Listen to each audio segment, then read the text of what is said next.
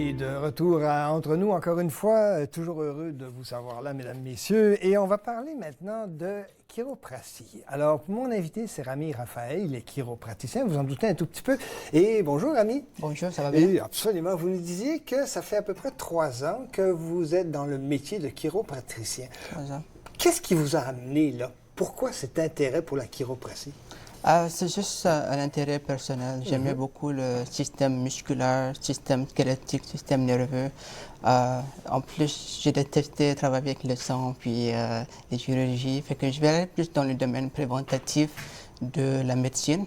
Surtout au Canada, j'ai compris que le marché canadien au niveau de la santé publique, il y a plus l'emphase maintenant sur la prévention que la guérison parce que si vous prévenez le mal, ça coûte moins cher au système canadien de santé pour guérir n'importe quoi. N'importe quoi. Est-ce qu'il y a encore ce fameux conflit, et je vous pose la question de façon tout à fait ouverte, on a souvent ouï dire qu'il y avait possibilité de conflit entre la médecine générale et la chiropratie.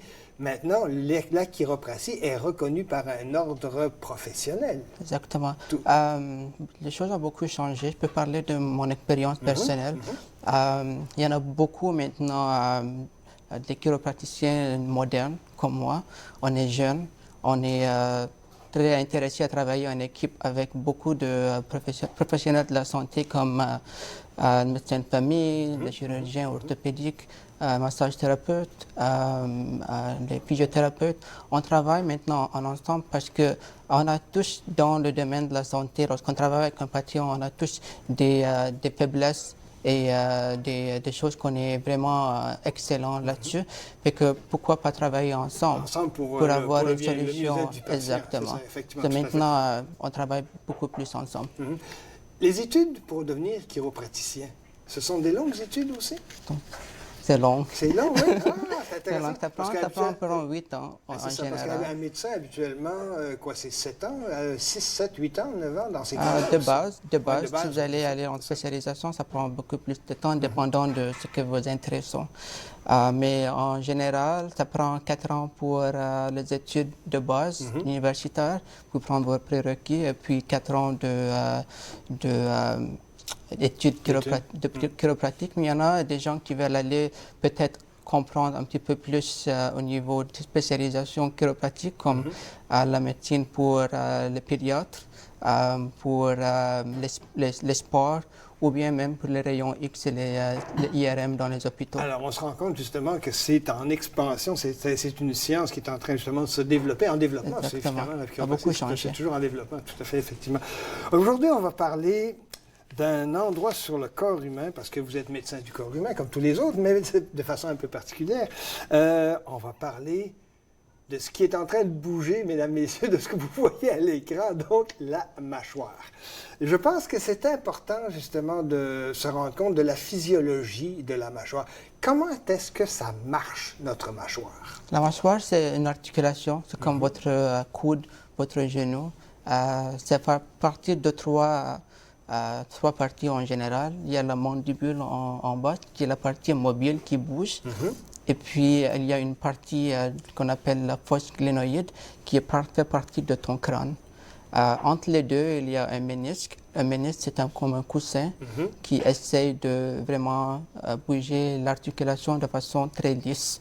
Sans ce ménisque-là, ça va grimacer un petit peu. Quand on bâille, et qu'il faut faire attention pour ne pas trop bâiller trop fort, mais parfois on entend un léger clic ou clac. C'est quoi exactement ce phénomène-là qui peut se passer? Il y a beaucoup de raisons pour ça. Il y en a des gens qui entendent un clic, ça fait pas mal, puis il y a un clic qui fait mal. Évidemment. Exactement.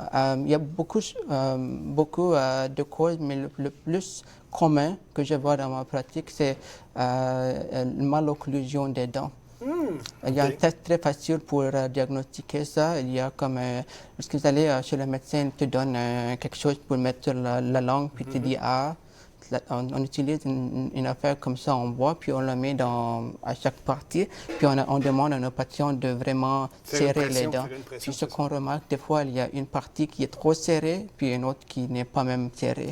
Alors, donc, je vais probablement démystifier la chose, mais ce n'est pas une question de tension à ce moment-là, de stress. Ça peut être une tension, peut être aussi, ça oui. peut. C'est 90% de mes patients ont beaucoup de stress, de tension, ou bien même manger des affaires qui sont trop dures, comme les noix, par exemple, ou bien même qui ont même des accidents de voiture, malheureusement, ou bien même qui sont tombés par terre, ou bien même qui ont des problèmes au niveau du rhumatisme.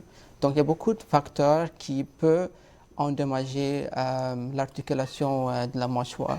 Donc, c'est juste le médecin de savoir qu'est-ce qui a passé et de là, on peut aller faire un bon diagnostic pour... Tout à fait. Alors, donc, il faut faire un diagnostic. Mais je pose tout de suite la question, est-ce qu'il y a moyen, comme un autre muscle des bras, des jambes, de l'estomac, etc., est-ce qu'il y a moyen de renforcer les muscles de la mâchoire ou c'est nécessaire de faire des exercices pour renforcer les muscles maxillaires? Je pense qu'on dit ça comme ça. C'est ça, oui. Est-ce qu'il existe des exercices avant qu'on aille à la pause? C'est pas juste des exercices. Qui est le plus important de le faire, c'est juste des étirements. Une raison pour ça, parce qu'on utilise la mâchoire à chaque jour dans notre vie. Il y a des statistiques qui disent à chaque jour, on utilise notre mâchoire presque 2000 fois.